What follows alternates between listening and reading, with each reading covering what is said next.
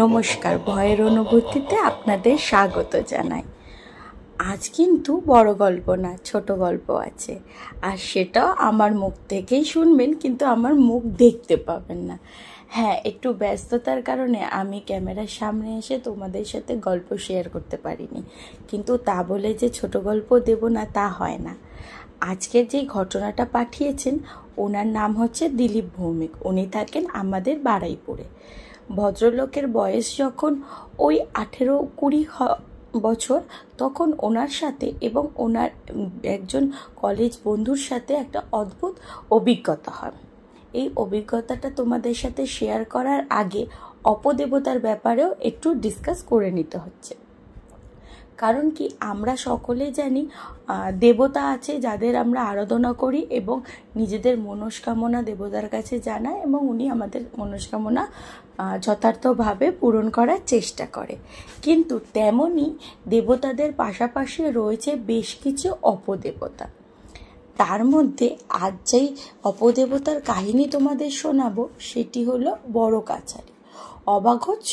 অবাক হওয়ার কিছু নেই। বড় কাছারি আমাদের দেবতা নয়, উনি হলেন একজন অপদেবতা। কারা কারা ওনার মূর্তি দেখেছো আমি জানি না, আমি নিজে স্বচক্ষে দেখেছি। ওনাকে দেখতে অনেকটা রাক্ষসের মতো। হ্যাঁ, কথাগুলো অদ্ভুত এবং অনেকের হয়তো ভালো নাও লাগতে পারে, কিন্তু এটা একেবারে বাস্তব। ওনার রয়েছে বড় বড় দুটো দন্ত, যেটা সবসময় মুখের বাইরে বেরিয়ে থাকে। গায়ের রং একেবারে নীল বর্ণের, মাথা ভর্তি কুকরানো চুল। উনি ধুতি পরে থাকেন। এই বড় কাছারির মন্দির আমার বাপের বাড়িতে রয়েছে, এলাকায় রয়েছে। সেই জন্য আমি ছোটবেলায় বহুবার ওনার কাছে গেছি, তাই জন্য আমি ওনার মূর্তিটা সম্পর্কে এইটুকুনি জানি। তো যাই হোক, এইবার আসি ঘটনায়। আমরা প্রথম থেকেই জানি বড় কাছারির কাছে মানত করলে নাকি আমাদের কোলে সন্তান আসে। ব্যাপারটা ঠিক এই রকম না। আসল ঘটনা হচ্ছে, বাবা বড় কাছারি ঠিক ওই হাম বসন্ত রোগের মতো একটা আতঙ্ক বা মহামারী বহুদিন আগে গ্রামগঞ্জে, যেখানেই বাবা বড় কাছারির যেই গ্রামে আর কি দৃষ্টি পড়তো, সেই গ্রামে একের পর এক সদ্যজাত বাচ্চা এবং গর্ভাবস্থায় বাচ্চারা মারা যেত। সেই কারণে তৎকালীন যে পুরোহিতরা বা মনীষীরা ছিলেন, একটা সিদ্ধান্তে আসেন যে সবার আগে যদি এই বাচ্চাটাকে বড় কাছারির বাচ্চা হিসাবে আমরা দান করে থাকি বা ওনার পায়ে গিয়ে আগেই আমি সমর্পণ করি, সেই কারণে বাবা হয়ে কখনো তার সন্তানকে কোনো রকম হার্ম করতে পারে না। এই কারণেই আমরা বাচ্চা হওয়ার জন্য বলো বা বাচ্চা হওয়ার পর বড় কাছারির মন্দিরে যাই তার আশীর্বাদ আরোহণ করবার জন্য। এই হলো অপদেবতা বড় কাছারির কিছু অজানা তত্ত্ব। এইবার আসি আসল ঘটনা। এই দিলীপ বাবু যে গল্পটি আমায় পাঠিয়েছেন, তার বয়স যখন ওই 18-20, প্রথম বর্ষের ছাত্র, কলেজের প্রথম বর্ষের ছাত্র। এবার ওদের এলাকায় একটা বিশাল বড় কাছারি মন্দির ছিল, আর সেটি ছিল একটা বড় মাঠের মিডিলে। তো রাত্রেবেলা ওরা কেউই ওই রাস্তা দিয়ে আসতে চাইতো না, ওই এলাকার লোক। এরা শিক্ষিত এবং নবযুবক, এদের মধ্যে উদ্যমটাই অন্যরকম। তো ওরা একদিন টিউশন পড়ে আসার পথে ওই রাস্তাটা দিয়ে দুজনে মিলে খাবার খেতে খেতে আসতে থাকে আর বিভিন্ন গল্প করতে থাকে। এবং যখনই ওরা ওই বড় কাছারির মন্দিরের কাছাকাছি আসে, হঠাৎই ওরা দেখতে পায় ঠিক মন্দিরের সামনে থেকে একটা ঘূর্ণি হাওয়া, যেটাকে আমরা ওই ছোট টর্নেডো টাইপ বলি, ওই হাওয়া বা ছোট্ট ঝড় ওদের দিকে দ্রুত বেগে এগিয়ে আসছে। এখানে যে দিলীপ বাবু ছিলেন, উনি তখন উপস্থিত বুদ্ধি খাটিয়ে উনি কি হয়, উবু হয়ে বসে পড়ে যাতে ঝড়টা মাথার উপর থেকে চলে যায়। কিন্তু ওনার বন্ধু, উনি বসতে পারে না। উনি বসার আগেই ঝড়টা ওনাকে ওনার শরীর দিয়ে পাস করে চলে যায়, এবং তারপরে উনি সঙ্গে সঙ্গে ওখানেই অজ্ঞান হয়ে যায়।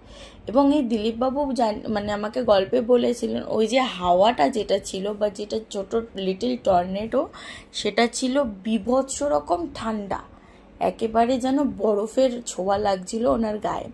তো যাই হোক, পরবর্তীতে ওই বন্ধুকে বাড়িতে নিয়ে আসা হয় এবং বাড়ির লোকেরও একটু বকাঝকা কারণে ওদের মধ্যে একটু সম্পর্কটা বিচ্ছেদ হয় বন্ধুর সাথে।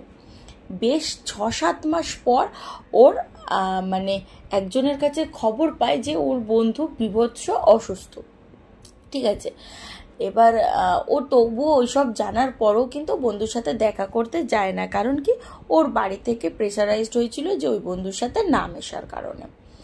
তো তারও কিছুদিন পর হঠাৎই ওই বন্ধুর মা বাবা ওর বাড়িতে আসে এবং সাথে আসে একজন গুরুজি গোছের লোক।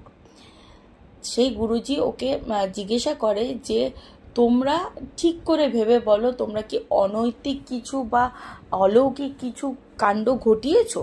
কারণ কি তোমার সাথে ওই দিন ওর যে ফিরেছে বাড়িতে, মানে ওই বেহুশ হয়ে যাবার পর যে বাড়িতে ফিরেছে, তারপর থেকে প্রায় 1 বছর হতে চললো। প্রথম কথা, তুমি ওর সাথে দেখা করো না, আর দ্বিতীয় কথা হচ্ছে তারপর থেকে ছেলেটি একেবারে অসুস্থ, এমনই অসুস্থ যে ওর কলেজ বন্ধ হয়ে গেছে, ওর টিউশন বন্ধ হয়ে গেছে এবং ও বিছানায় ধীরে ধীরে শুয়ে পড়ছে। সর্বদা মানে মুখ থেকে গ্যাজলা বেরোচ্ছে, রক্ত আমাশা হচ্ছে, একেবারে একটা ইয়াং ছেলে একেবারে বিছানায় শুয়ে পড়েছে। তুমি যদি কিছু জেনে থাকো তাহলে কিন্তু আমাদের বলো, বা তুমি কি ওকে কোনো কারণে কোনো খারাপ কিছু ওর সাথে করেছো? তো ও বলছে না, আর আমরা তো যখনও মিশতাম নর্মালভাবেই মিশতাম, কোনো হিউজ কিছু যে আমরা পাকামি করেছি তা তো আমার মনে পড়ছে না। তো যাই হোক, ওর এই যে ইনসিডেন্টটা যে হয়েছিল হাওয়া লাগা, এই ইনসিডেন্টটা একেবারেই মানে মাথা থেকে বেরিয়ে গেছে, যেহেতু খুব একটা গুরুত্বপূর্ণ কিছু ছিল না। তো 2 দিন পর এনার মনে হয় যে গুরুজি যখন এসেছিল সবটাই আমি বলেছি, এটাও বলা উচিত ছিল।